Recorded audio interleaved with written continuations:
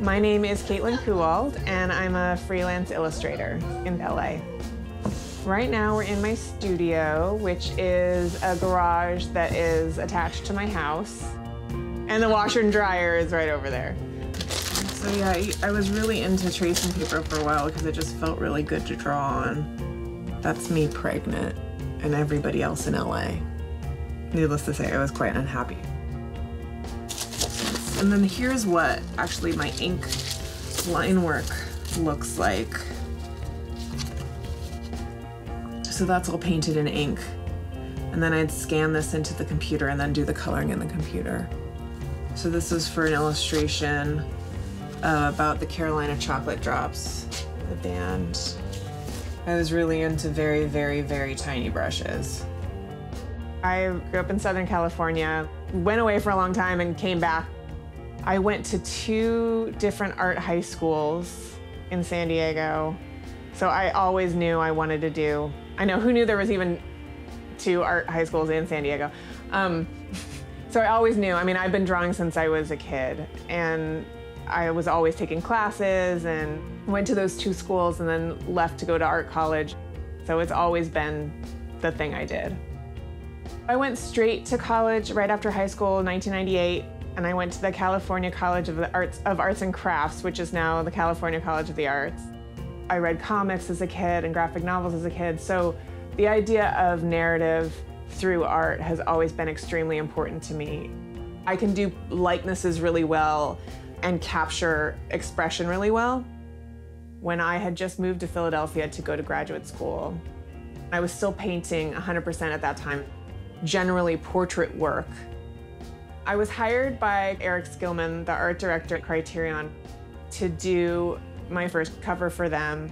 And it was for the movie Heaven Can Wait with Don Amici and Gene Tierney. And this is one of the things that I think is so amazing, because I've done 8 covers and 1 internal illustration for the Zatoichi, like huge, gorgeous box set. I've only ever seen 1 of the films that I've done a cover for beforehand. And every film that he chose for me was perfect for me. He's always been extremely good at knowing what really appeals to me as an artist, like simple things like pattern and shape and faces and expressions, which were like perfect for me. So I did Heaven Can Wait, which was the first one. And then a few years later, the big deal cover that I did was the Amarcord cover.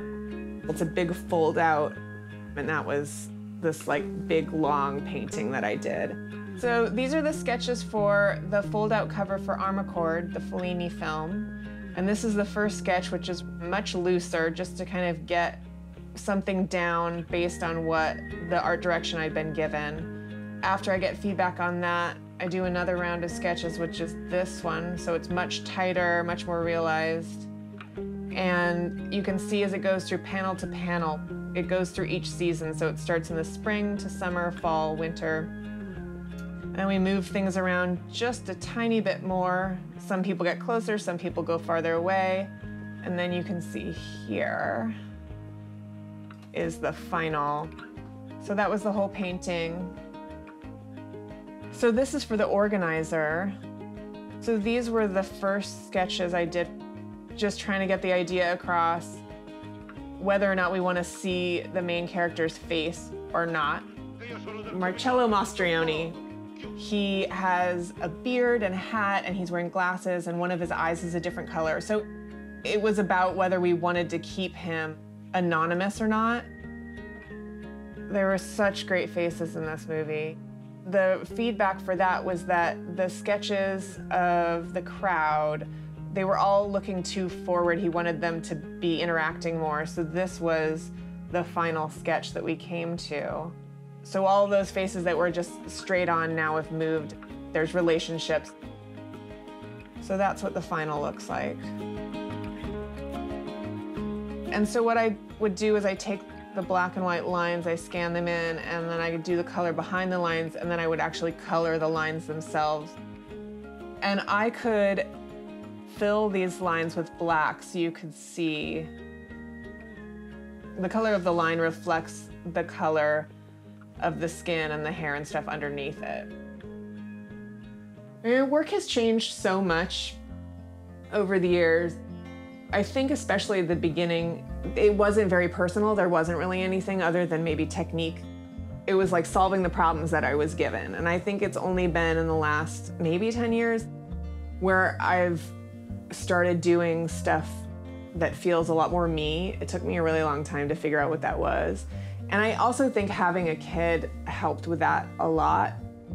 I started doing some murals at a child's play space, and it was an enormous project. And for whatever reason, I was like, oh, I'll just do these murals this other way that's completely different from the kind of work that I do, and this seems like it's perfect for this particular assignment.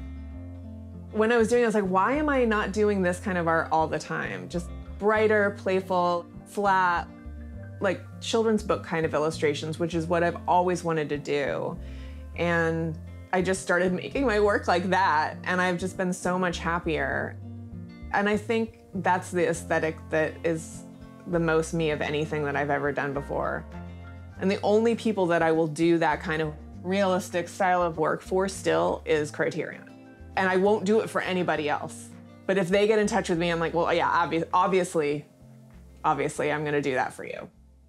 So if you look at the cover for The Awful Truth, which is such an amazing movie, the characters in this cover are extremely realistic, but I do much more shape-based things with their bodies and their clothes. So there's kind of a marriage between the two, what you see with my other work, my non-Criterion work that's really flat and less realistic.